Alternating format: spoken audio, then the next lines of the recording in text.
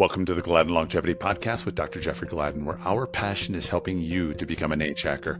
On this show, we want to help you optimize your life energy, longevity, health, and human performance with impactful and actionable information by answering 4 questions. How good can we be? How do we make 100 the new 30? How do we live well beyond 120? And how do we live young for a lifetime?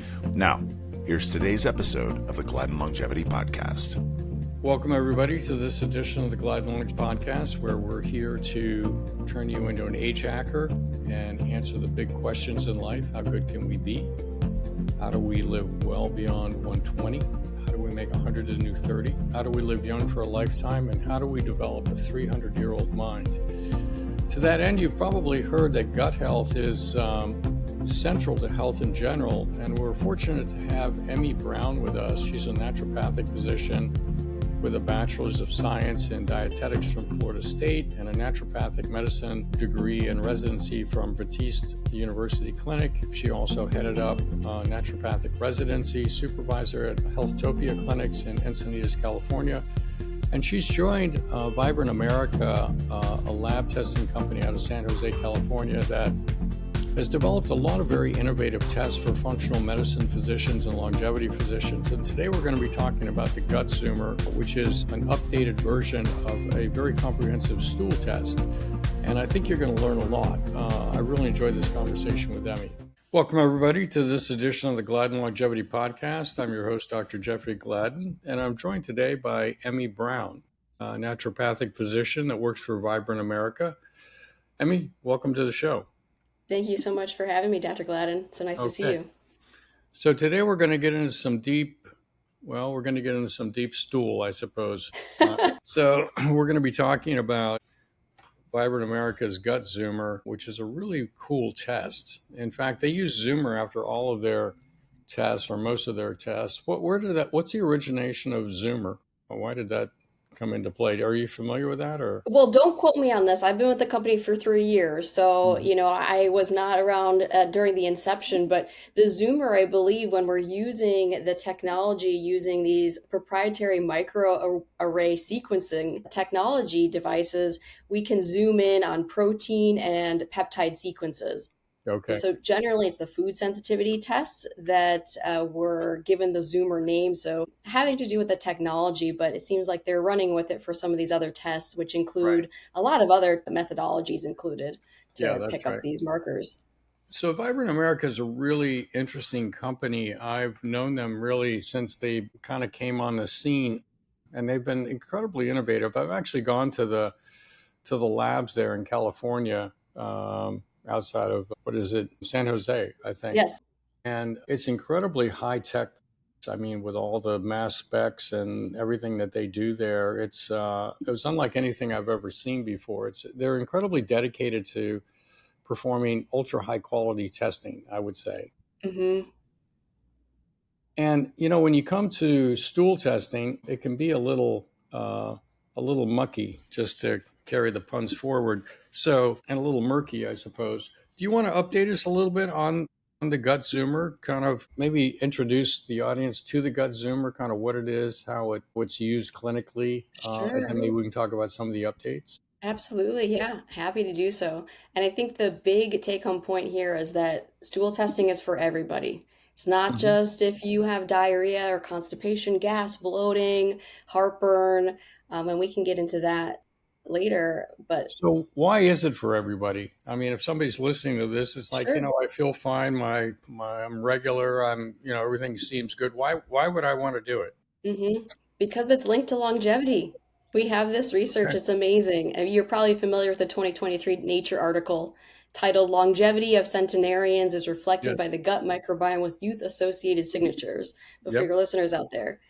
Yep. So who doesn't want that? Yeah, exactly. So just so the audience understands, actually an altered gut microbiome is now one of the hallmarks of aging. The formal hallmarks of aging, things like telomere attrition or shortening, senescent cell formation, inflammation, mitochondrial dysfunction, altered intracellular communication, micronutrient sensing disorders, autophagy, proteostasis, all these things that are kind of fundamental processes in the aging process. Now having an altered gut microbiome is right up there in terms of its level of importance.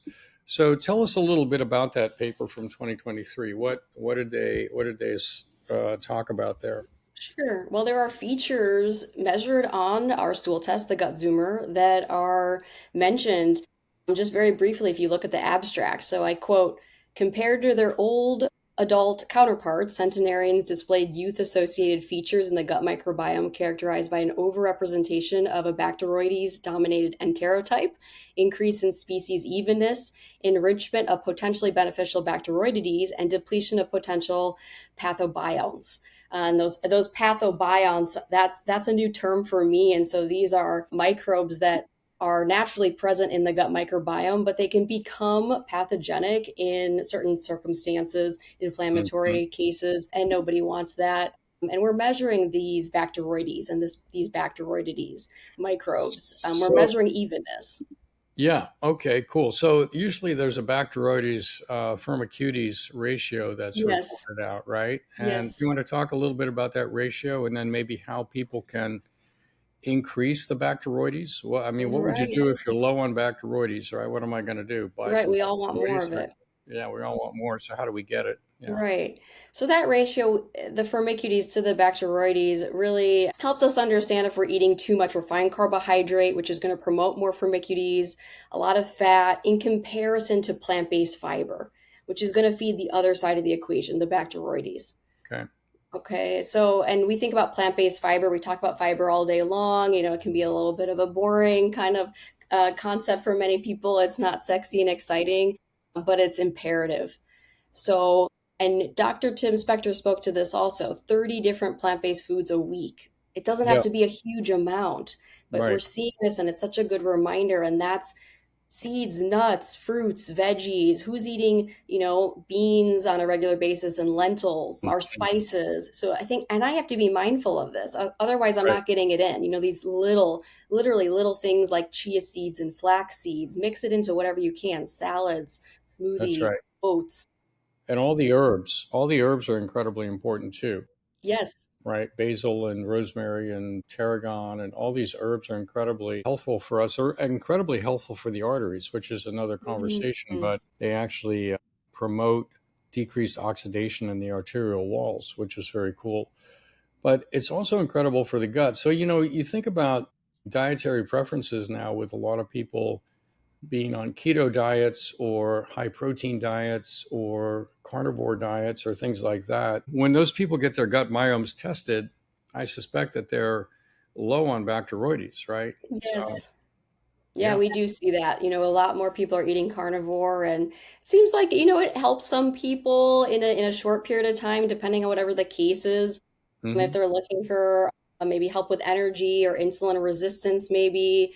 I'd be curious, what you're seeing as far as cardiovascular trends and laboratory findings. But it doesn't seem like a lot of people are sticking with it for that long, at least from my point of view and what I'm hearing.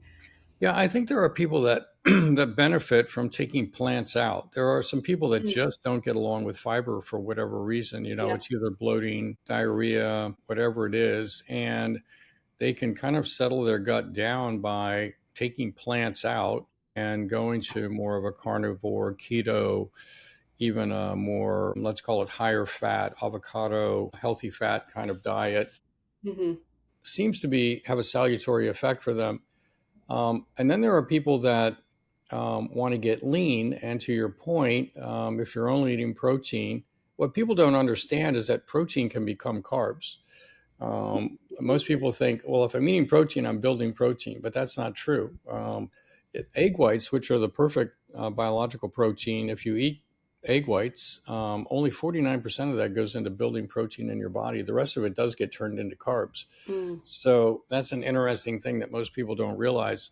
But I think that what we found is that when you're looking at it through the lens of how do we make more nitric oxide to actually keep our arteries healthy, that's all plant based, right? That's mm, all comes from plants that are high in dietary nitrate and that also have good fiber. And so, when I was making smoothies, I would always call them chunkies because you actually want to be chewing those plants and getting that fiber in there that your gut biome can ferment. sure. And yes, you may get a little bit of gas, but it's kind of worth it because you do boost these healthy bacteria. Anyway, we're kind of in favor of a plant-based diet, not a plant-only diet, but certainly a Well plant-based. said.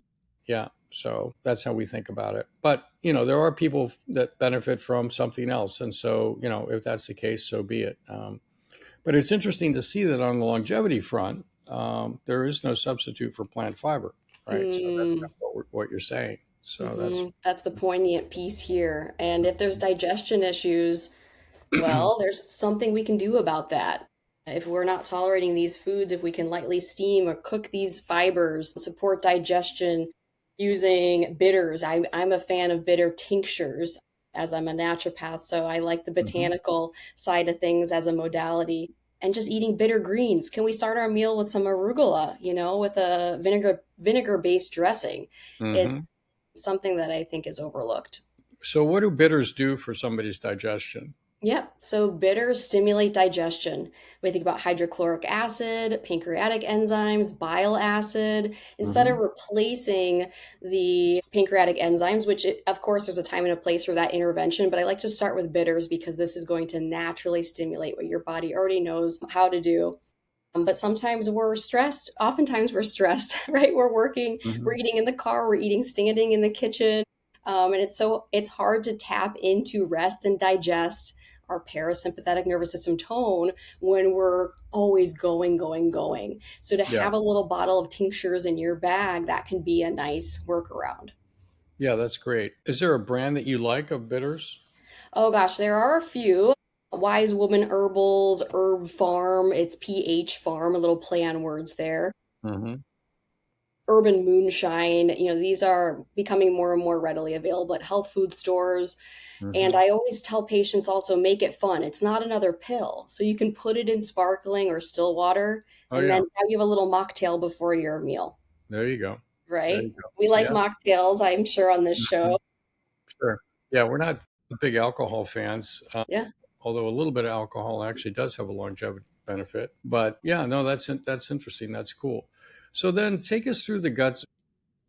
Sure. It's a test. It's tell people how they collect it, how they, how it's processed, where they send it, all that. Just kind of walk us through the whole journey with the gut zoomer. Yeah, so it is a stool test, and we have a QR code in the kit. So I think that sounds intimidating to a lot of people. I know it did for me when I first did it as a student, as a medical student. But the instructions are very easy to follow, and so to not get too graphic, there is something to cover the toilet to collect the stool. There are tools provided. So you can put the stool into the specimen containers, and then it's shipped. It's kind of a funny thing. You're shipping your stool to the lab where it's processed. And as I said, there are several methodologies that are used to look at the microbiome and look at inflammatory markers, look at digestion markers. And it's a pretty quick turnaround time. I don't have that in front of me, but I know they're trying to get quicker and quicker. I believe it's less than a week or so at this point. And it's so comprehensive. You're getting a huge report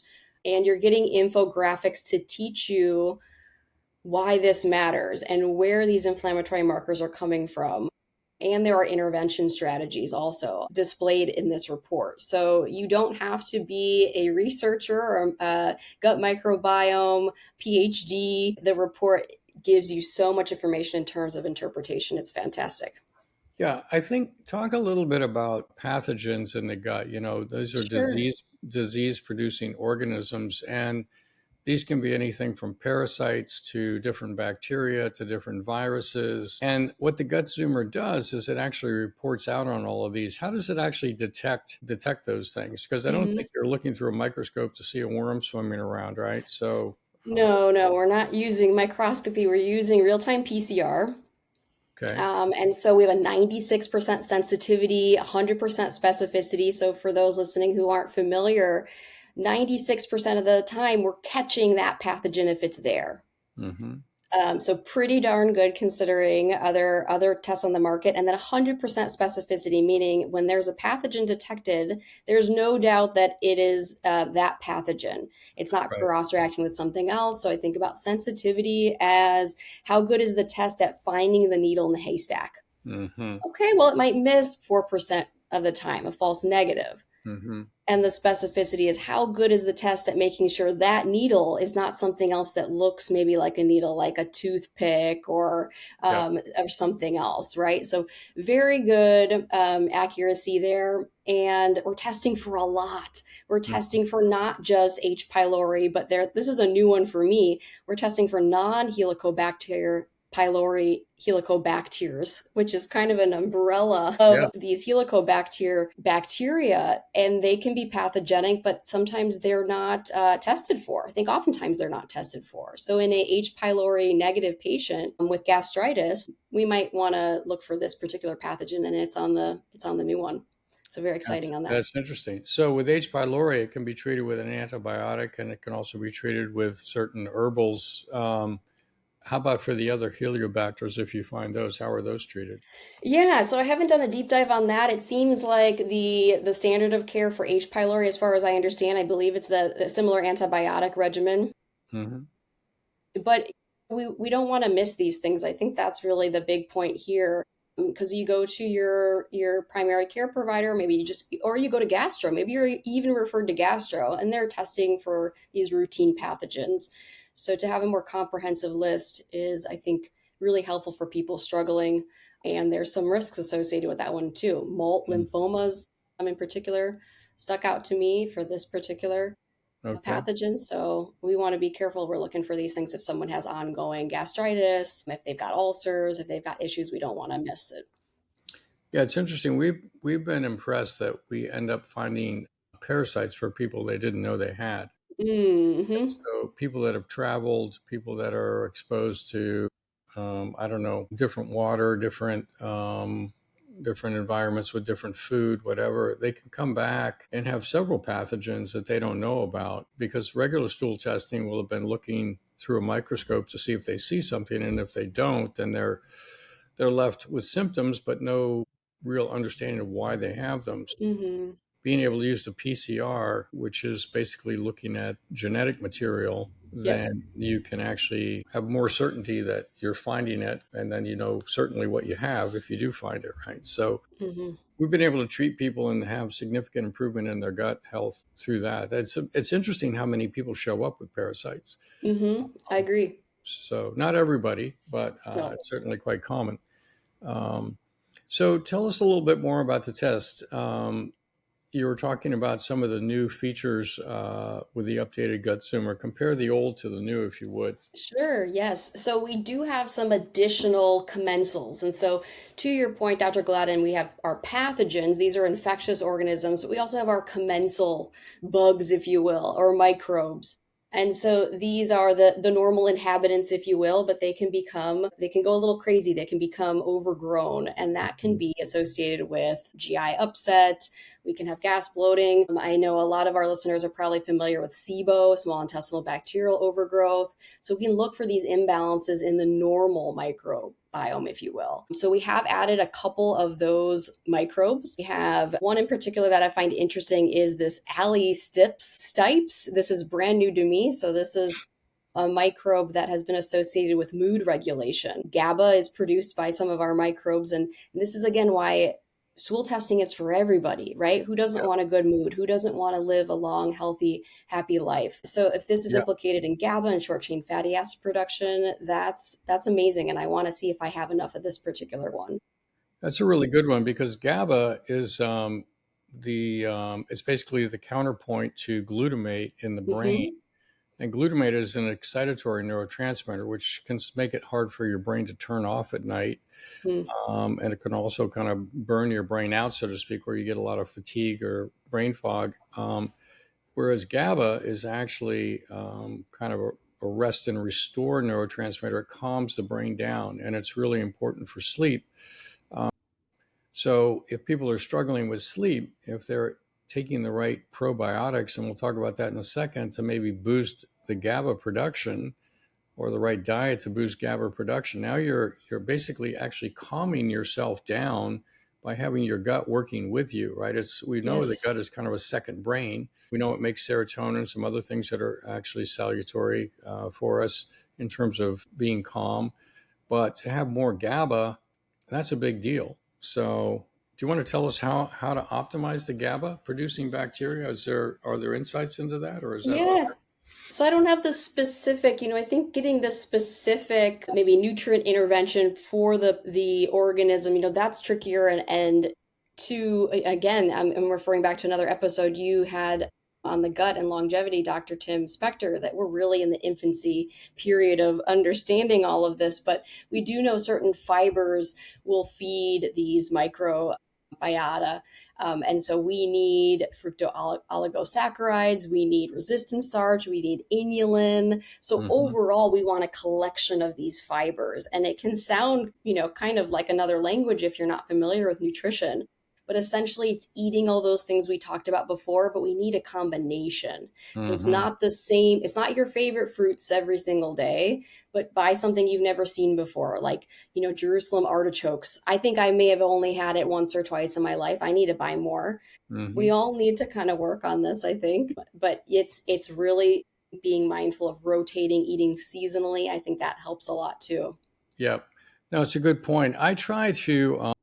I adopted a habit. When I heard about the fact that most of us eat about 16 foods, we kind of Mm, rotate around 16 foods or something like that. I was like, that's a pretty narrow window. So, and then I had heard about the need for 30 plants or 40 plants.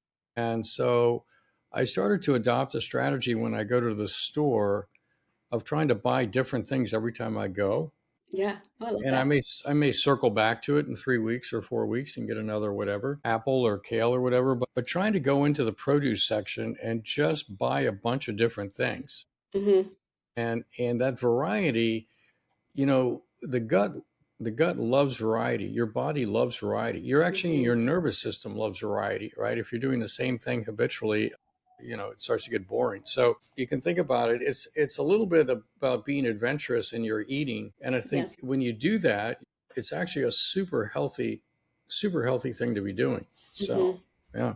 Yeah, absolutely. And recreate what you like eating out. I'm a big foodie myself, but when we go out, we get exposed to so many highly processed oils. And, Right. even if we're eating a salad, the salad dressing is probably using a very low grade vegetable oil that's sold in those huge plastic jugs, that doesn't Yep. speak to its quality very much. And so try to recreate it at home, try to understand the origins of that meal. Culturally, I love to explore this and then find those ingredients, and there's a going to be a way to cook it and make it taste good. All you have to do is Google it, right? Our Yep. information is just everywhere now. Yeah, that's right. That's right. Cool. So, what are the other features of the new gut zoomer that you'd like to highlight for us? So we've got antibodies on this test. So for those of you who may be familiar with the older iteration, we had anti-gliadin antibodies featured, but we do have an expansion, and I'm just pulling it up on my end here too. So, anti-Gladden is related to wheat sensitivity. Exactly. Yes. So it could be a sign of our gluten sensitivity, maybe a non-celiac gluten sensitivity. So if you've been tested for celiac and it's negative, okay, but you're still struggling with gas, bloating, and maybe it's extra intestinal. So again, even if we don't have GI symptoms, we have brain fog, we have headaches, we have fatigue. We know that there are associations between wheat and gluten-related disorders and neurologic complaints. Yep. And neuroinflammation. So we are looking for immune system reactivity to gluten in the stool test. So you may not need to get a blood test. Maybe you're looking for a pediatric patient. Hmm. And a stool test is obviously going to be easier than getting blood in a lot of kiddos. So I love this feature. We're including anti-lipopolysaccharide. This is an endotoxin that comes from gram-negative bacteria. And oftentimes we have way too much gram-negative bacteria when we have functional GI disorders. And Yeah. that's the dysbiosis. LPS, a lipopolysaccharide, that's a big one. That drives a lot of systemic inflammation, actually, Hmm. right? Yes. Yeah. Interesting. And Hmm. what about leaky gut? What are you doing with regards to leaky gut? Because I think a lot of people, we should talk a little bit more about SIBO, which is small intestinal Sure. bacterial overgrowth, and what I call CO, which is small intestine yeast overgrowth, Yes. right? And leaky gut. These are so common, and the symptoms of it, what we see is systemic inflammation and brain fog seem to be two of the biggest ones, Hmm. as well as bloating, and you can have gas and constipation and whatever else. But talk to us a little bit about leaky gut, and then walk us through the SIBO and CO scenario. Sure. So intestinal permeability, or leaky gut, as we tend to call it, is something that can happen downstream of stress, to put it simply. We have so many stressors. We have physical stressors, and this might be poor digestion. This might be contending with toxins in the environment. I mean, that's a whole nother conversation we can touch on. So the plastics in our environment is just to name one. The glyphosate, right, on the food that we consume. So it's not just dietary processed foods and toxins that are creating intestinal permeability, it's the toxins in the environment and the mental emotional stress I feel. Mm-hmm. And this all is going to impact, I think about digestion as really being at the top. So, and I learned this from a clinical nutritionist, thinking about the gut microbiome head to toe, meaning cephalic phase of digestion. We see the food, we smell the food, we start to salivate, we get excited for the meal. This is what we want to happen. But again, sometimes we're rushing around and we're not able to really kick into that cephalic phase. But that's what we need, because then we have hydrochloric acid kickoff and digestion starts. If we're not digesting properly, we're risking overgrowth of these microbes further down in the large intestine.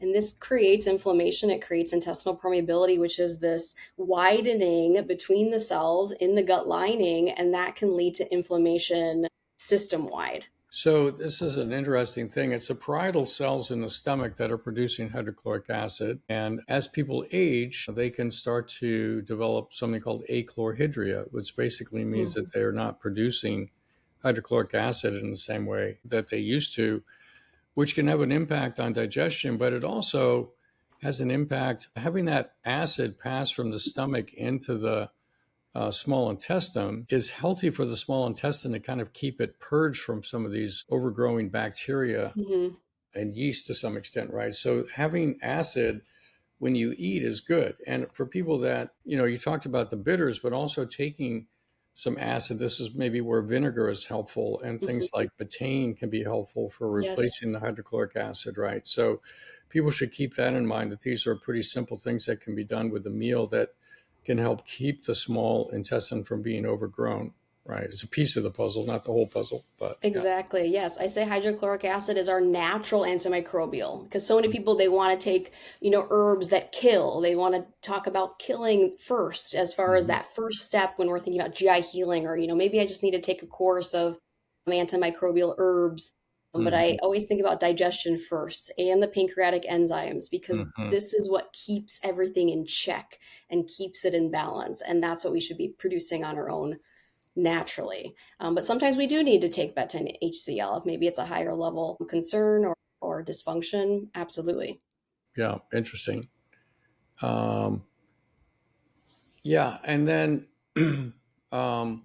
talk just about yeast, because yeast is actually pretty common. We see candida, and some people will show up with systemic yeast symptoms, like they've got it on their toenails or their fingernails, or they've got it in their mouth, or things like that. And what we've come to understand is that if you've got it in your peripheral areas like that, could be in a skin fold or something like that, you definitely have it in your gut. And so treating just the toenail, let's call it, is not going to be enough. You actually have to be treating the gut simultaneously. So getting a stool test, if you have any signs of like skin infections, is actually super helpful too. Yeah.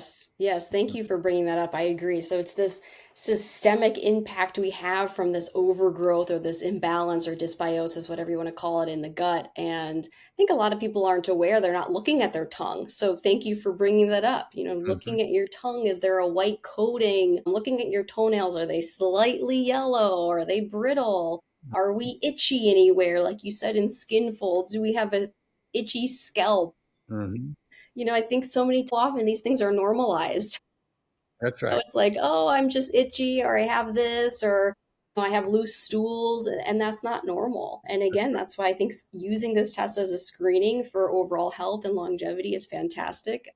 And also looking at blood sugar, right? So the metabolism conversation is huge when it comes to the gut microbiome. Right. So if there's yeast, what is their fasting insulin? Let's say their hemoglobin A1C is normal. Well, their GP said, great, see you next year. But their fasting insulin was never assessed, and they're showing signs of insulin resistance, and they've got yeast. I'm not surprised because Yep. the yeast loves sugar. The interesting thing about that is that we also do 2-hour glucose tolerance tests with insulin curves on every client that we see. Yes, I'm applauding that. Yeah, and it's remarkable how many people we find with a normal hemoglobin A1C, maybe it's 5.2 or 5.3. It's really quite good. And a fasting blood sugar of, 91, 89.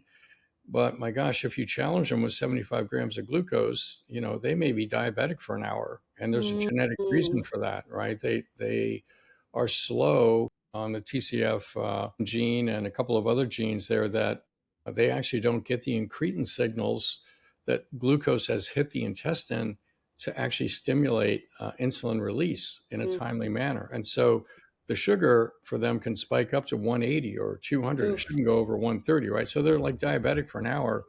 And then when they push out the insulin, instead of maybe their fasting insulin was 4 and it should go up maybe no more than 4 or 5 times. So say it should go to 20. It may shoot up to 60 or 80, right? In fact, we had a young woman in here who developed MS, had developed MS. She was just graduating high school, and her insulin level shot up over 200. Oh, right? gosh. Right. So the thing about insulin is that it's aging you very quickly, right? It actually accelerates the aging process and the aging of your arteries.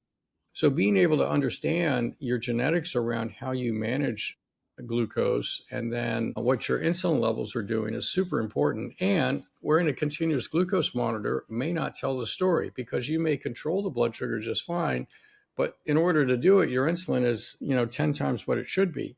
So you're still not really getting the full information. So that's why we think it's super important to do that test. And in the era of GLP-1s, it's also interesting that I think it's Akkermansia in the gut helps us produce natural GLP-1.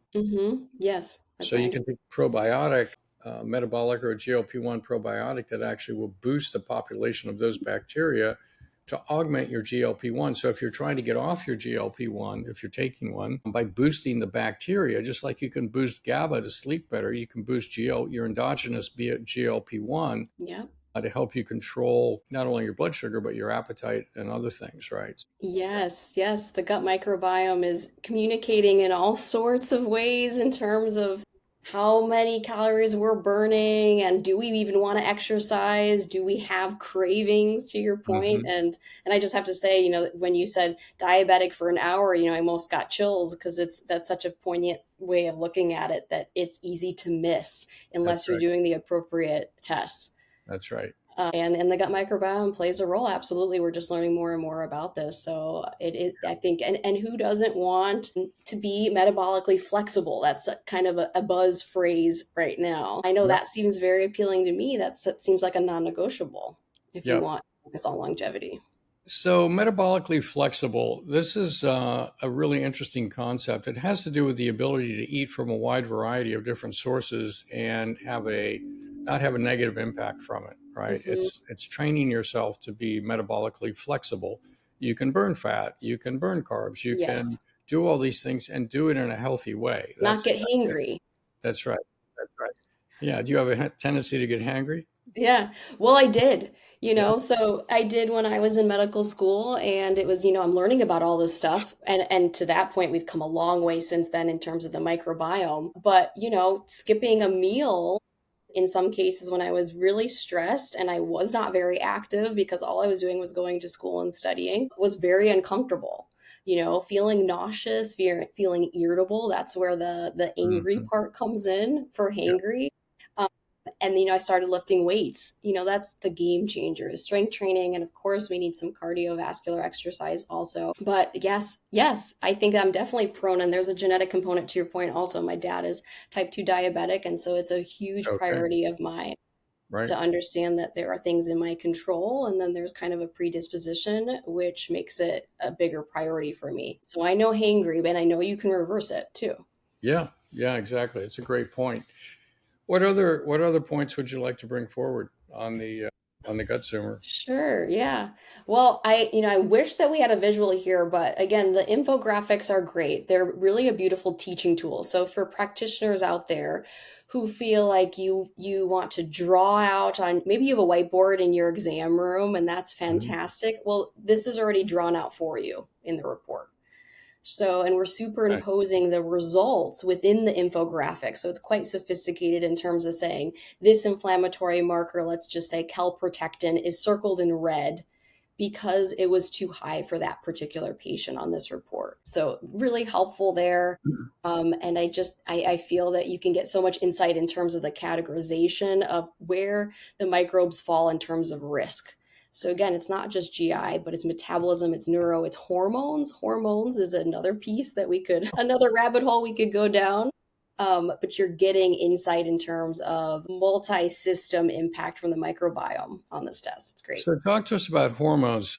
We're familiar with beta-galactosidase as being important. It's a molecule found in the gut. I believe it's produced by E. coli, and maybe that's right. I'm not sure. But beta-galactosidase is a big deal because when you're metabolizing your hormones to break them down and get rid of them, they're excreted through the stool, and a glucose molecule has been attached to the hormone metabolite for excretion, marking it for excretion. And beta-galactosidase will come along and snip off that glucose molecule, and then you end up reabsorbing that hormone metabolite, which can have some detrimental consequences for you in terms of breast cancer risk, endometrial cancer risk, prostate cancer risk, things like that. So being able to measure that is really important.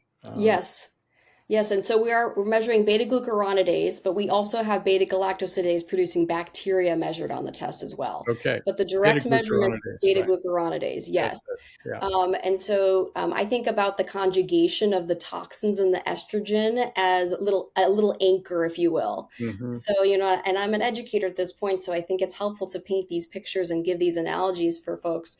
And so if your conjugate or your anchor is pulled off of that estrogen, Mm-hmm. it's not going to come out in the stool because the anchor has been pulled off. So now it's going back into enterohepatic circulation. That's And it right. was in the stool for a reason. We're supposed to get rid of it, like you said. So we don't want higher beta-glucuronidase. And if you see that, maybe in a patient you weren't even considering hormone testing for, further assessment would be the hormone zoomer is a urine hormones test, which also looks at endocrine disrupting chemicals. So that one's very comprehensive as well. But yes, that's insight that you maybe wouldn't glean otherwise in terms of poor detoxification of estrogens and toxins.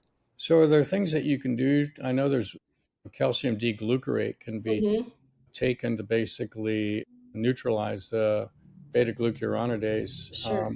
But is there a way to actually decrease its production? Yeah. So my 2 cents there, we all have opinions. Yeah. It's an issue of the microbiome. So in a pinch, calcium D-glucarate's great for maybe your premenopausal female who has PMS, dysmenorrhea, she's got clotting with periods. And so this is what we typically think about as estrogen dominance. She's clearly struggling, and now you see she's got elevated beta-glucuronidase. Can we inhibit that enzyme and get her some relief with calcium D-glucarate in the short term? I say absolutely. There's a time and a place. But I see it as symptom support. So I wouldn't use it long term. And I would say ultimately we have to get her microbiome in order because that's where the enzyme's coming from. Yeah, exactly. Largely. Yeah, exactly. So then the question becomes, how do you get the microbiome in order? Are there probiotics? Does this come back to more fiber or? Yeah. So again, I would start with digestion. We are assessing digestion on the stool test. So you do get a pancreatic elastase, which is a standard marker. You're also getting a fat malabsorption panel, which is really cool because you can look at the pancreatic elastase and you say, okay, well, it's not too low. Maybe it's suboptimal. So maybe it's in this mildly low range. And you start to question, is this patient producing enough lipase?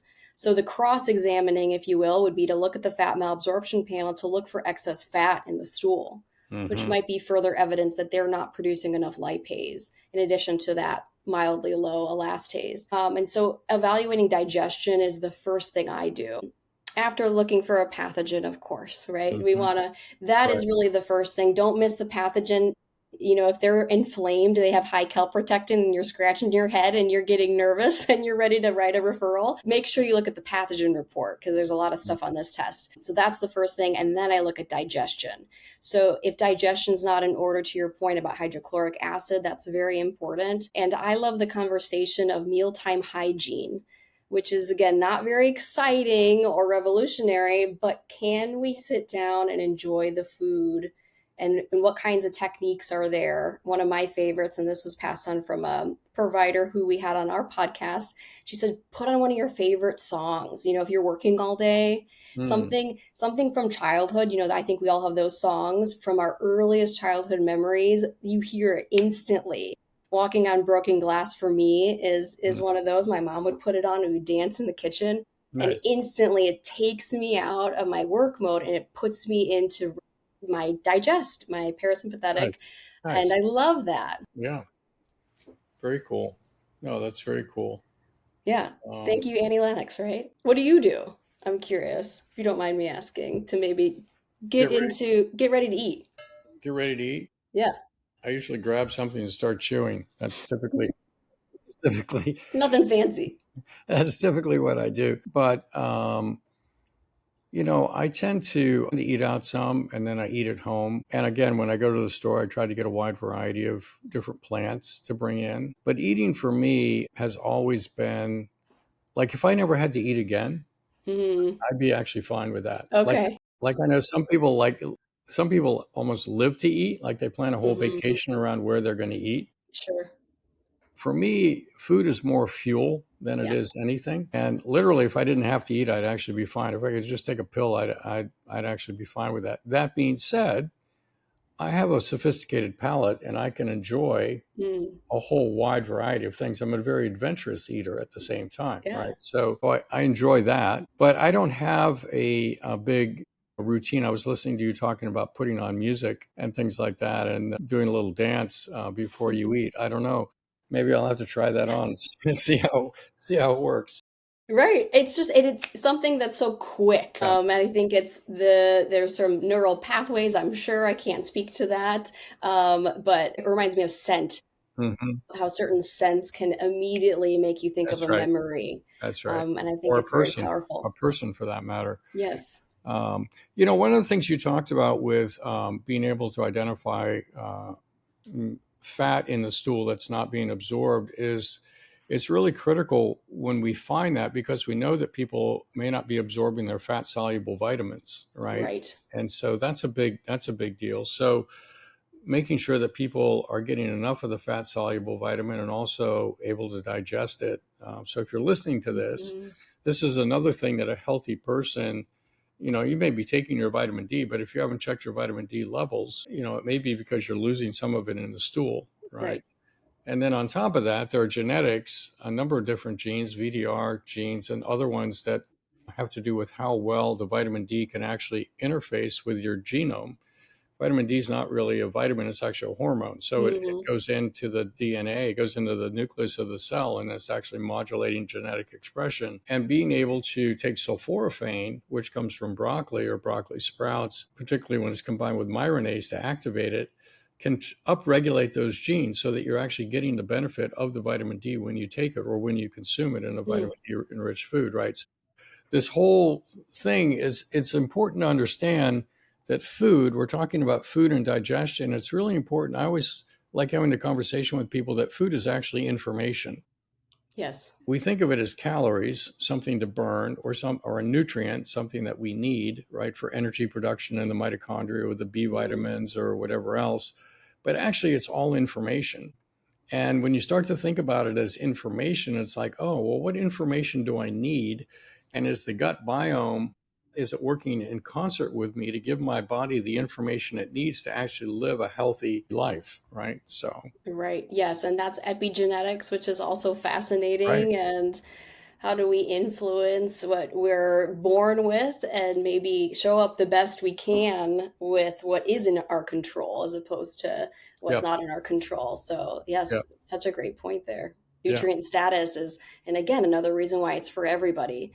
We need to make sure our nutrient status is intact. That's right. Just to, if we're feeling great, we're going to the provider, your primary care provider, because you say, I'm just here for a checkup.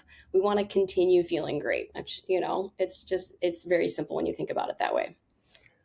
There's another element to feeling great, which is that many times we'll normalize what it is to feel good, right? In other words, and then if people come in to see us and they say, well, I actually feel good. I'm actually good. It's like, okay, great. Well, let's kind of look at some things and see where things are at. And then you figure out, oh, well, here's an opportunity and here's an opportunity and here's one. And you actually address those opportunities, whether it's hormone optimization or gut health or decreasing inflammation or, whatever it is, boosting NAD for that matter.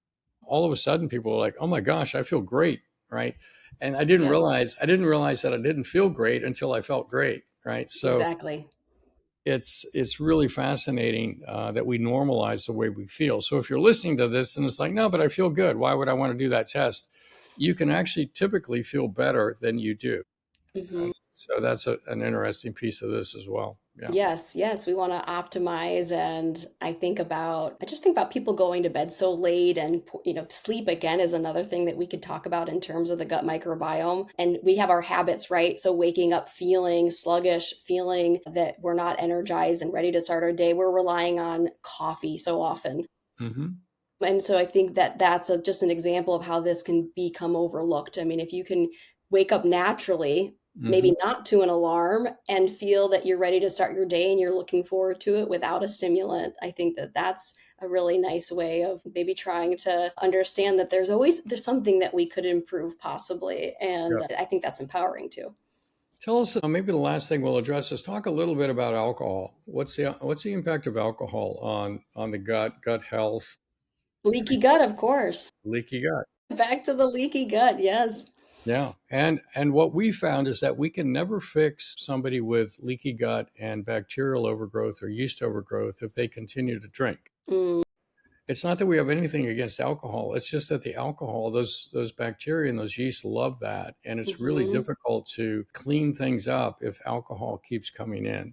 Right. So it's an interesting phenomenon. Yes, it's toxic, really is what we think about typically with alcohol. And so it impacts, of course, our liver, and it's going to be really hard. It's that obstacle is what I'm hearing you're saying, that some people have a harder time getting over than others, even if they're eating a very nutrient dense diet with plenty of fiber. But I think we can talk about moderation and, kind of the curiosities of red wine and the antioxidants there in your field. I'm curious about, but there's a give and take there.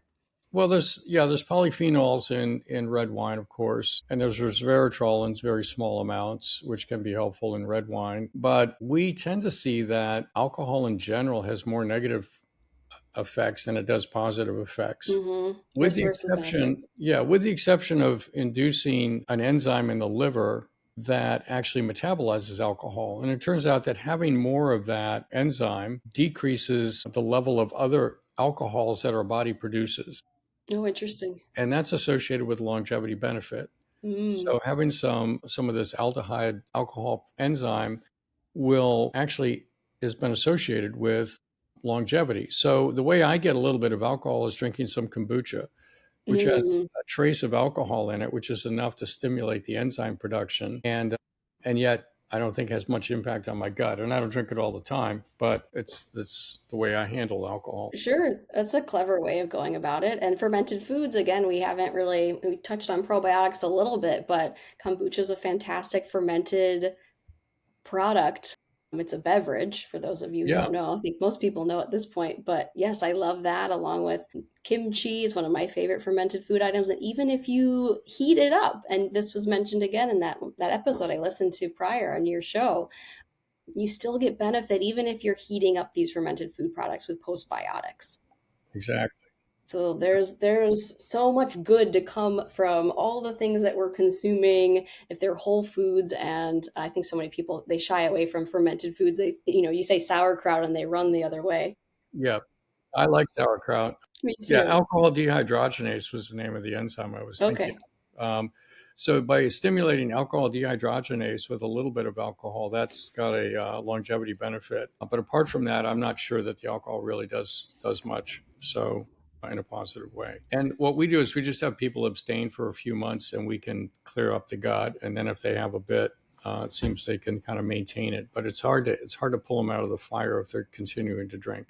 Yeah. Well, and that trial period, if you will, I think a lot of people, they learn on their own from that experiment. Oh my gosh, I feel so much better, They as you do. said. They Then do. they make their own decisions, right? We're teaching them how to fish. They feel better. They sleep better. They recover better. Their exercises routines become, more vigorous and better. They make more progress. Their brain is clearer. Yep. What I find is kind of the tripping point for a lot of people is the social circles they run in. Right? It's like, well, the group I run with, they all drink. And Yep. if I'm not drinking, they're asking me, why aren't you drinking? Right? Like there's this peer pressure scenario, which I find really odd to actually be influenced by any peer pressure at this point in my life. But apparently that's a real thing. Oh yeah. Well, and it's just so many people, they go out to socialize, and what are they doing? They're going out to get a drink. Right. And it's like, can we go Exactly. for a hike? Can we go to a painting class? I don't know. Can we go to a dance class? Yeah. There you go. There's so many other great things to do to socialize, but yes, that's one big social point that people need to maybe consider. Cool. Well, Emmy, it's been a pleasure chatting with you. Likewise. Yeah, appreciate the updates on the gut zoomer. And if people want to order a gut zoomer, I think you've got a promotion code that we'll put in the show notes where they can click and order a gut zoomer and get it. You might need a physician to help you interpret it, so you'll need to find somebody qualified to look at it. But that would be a good starting point. So Yes. And to that point, quickly, we do have clinical lab educators such as myself who can consult with your healthcare practitioner if you're not one yourself. mhm. And that can be very helpful for interpretation. And for providers out there listening, we have a new Vibrant Academy. And the Vibrant Academy is an interactive educational platform on the portal. And so you can walk yourself through how to interpret. You can understand case-based management protocols to address some of the findings. So that's another really nice new tool that we have for you. Beautiful. That's the Vibrant Academy. Yeah, I love the commitment to, democratizing the goodness that the test can bring forward. That's really it's really commendable. A lot of labs are not doing that, and they're not creating the kind of customized, personalized sort of infographics where it's like, well, here's a generic, hormone panel, metabolite chart or something. But what we're actually getting is we're getting the things that are specific to that client. Right. What's off on the oxidative stress genetics and what's off on the oxidative stress panel and things like that, right? So, yeah, I really commend Vibrant for doing that. It's been great. Yes, thank you. We so appreciate that. Yeah. All right. Thanks so much. Thank you for listening to this week's episode of the Gladden Longevity Podcast. If you would like more information on what we've discussed or other topics, please reference the show notes or go to gladdenlongevitypodcast.com. You can also find us on Instagram, Facebook, and Twitter by searching Gladden Longevity. If you've enjoyed this podcast, please subscribe to get future episodes delivered to you and share our podcast or this episode with someone in your life that you may find benefit. Thank you for listening. We'll be back next week with another exciting episode. The Gladden Longevity Podcast is provided for informational purposes only. It does not constitute medical advice. This content is not intended to be a substitute for professional medical advice, diagnosis, or treatment. Always seek the advice of a physician or other qualified health provider with any questions you may have regarding a medical condition. The use of any information and materials linked to this podcast is at the listener's own risk.